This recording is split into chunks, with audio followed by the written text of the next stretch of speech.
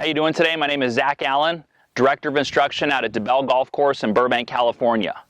We're going to talk a little bit today about hip depth, okay? A very important factor in the golf swing. You notice here I have this alignment rod placed behind me, and what I want to show you guys at address just how important it is to maintain the depth of your hips into your downswing.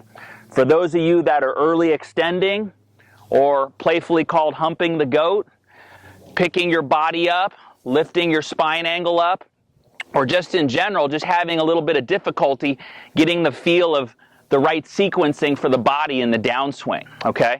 So it's very important, that hip depth that we see from behind.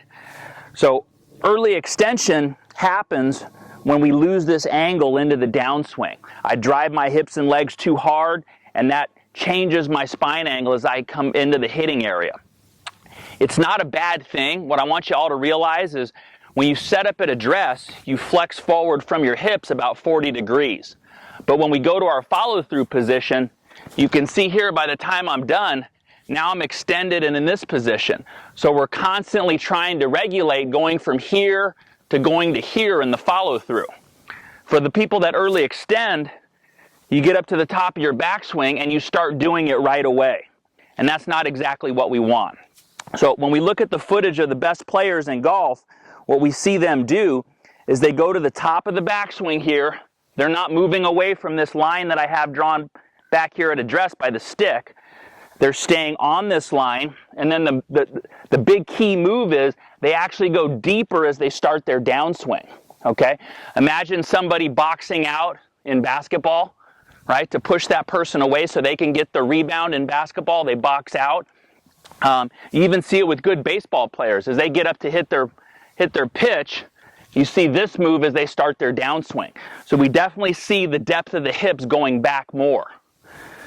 So the feel that we want here is up to the top. I'm on the line, and as you start down, I'm going to start to push that stick back behind me slightly and stay in contact with that stick as I open up my hips.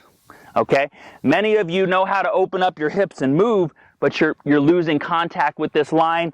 It's pushing the handle up and forward. You're going to get a lot of thin, a lot of heel. You're going to have trouble controlling the face of the club as you hit the golf ball. So a drill I want you guys to do here to work on that hip depth, okay, and to get this very important piece in the downswing, right? We can't go just from here to start extending and coming up to our finish right away.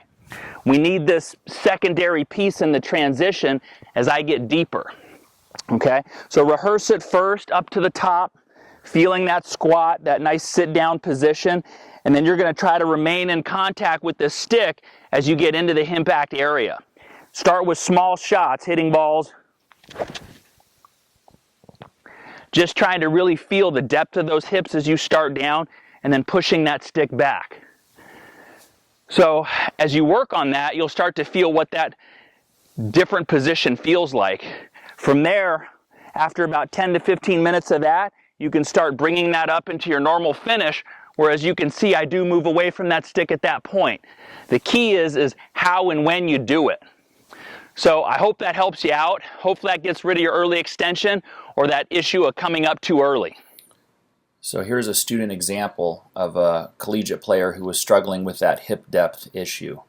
So I've got some lines there drawn on the tush line there, and then the yellow line for the shaft plane line to see if she's getting any shaft rise when she's hitting. So you notice this initial video here, this is the before, how she's ever so slightly starting to move away from that red line too quickly. You know, and this is a girl who's a very good player, but at the time she was struggling with hitting it on the heel and a little thin. So you notice there as the tush moves in a little bit too quickly, okay, that causes her body to extend and stand up, and that really pushes the club away. So we're getting a lot of shaft rise as she returns back to the hitting area. And you can see the head of the club there, that's definitely going to be making contact on the heel, okay? So here she is doing that drill with the alignment rod in the ground there. You can see it just behind her. There's a yellow alignment rod. I have lines on the video drawn just to kind of mirror some of these other lines. And you notice that first move, she's pushing against that yellow alignment rod in the ground. And as she gets back into the hitting area, every inch makes a big difference. You notice now she's got more spine angle, her tush is still on that original line, and she has very little shaft rise at impact. Okay, so she has a much better chance of that club face contacting the sweet spot of the club and not overusing her hands and arms. The after effect, sometimes she'd hit the heel, but watch how much the hands would turn over through the golf shot to try to make up for her body standing up too quickly in the downswing. Club on the right here is much more stable and consistent as she kind of exits through to her finish. So better posture, better spine angle, hips are still clearing, and more club face control. So a couple professional examples here. So I've got the same tush line drawn on Tiger Woods. Let's check out his hip depth.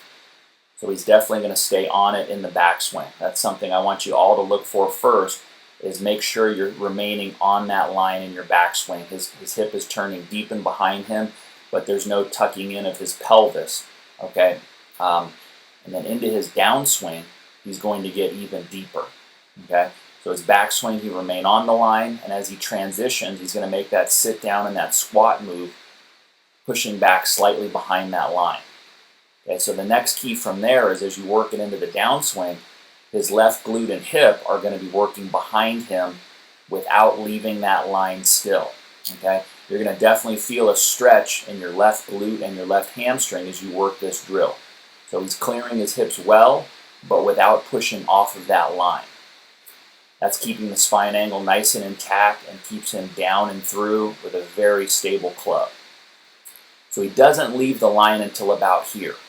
So check to make sure you're not leaving the line in your backswing, in your transition, or at least until impact if you're really looking for a great strike, and not until about this position where you extend and turn enough to fully leave that line.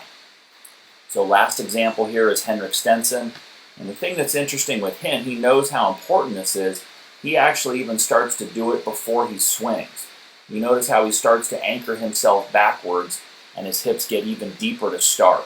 Okay, so he's not going to quite get as deep as Tiger does, but definitely realizes the value of making sure that he's not tucking his pelvis in and early extending at any point. You can see pretty clean there with the driver staying on contact with that line until that point, and then he finally releases and comes up and through to his follow-through.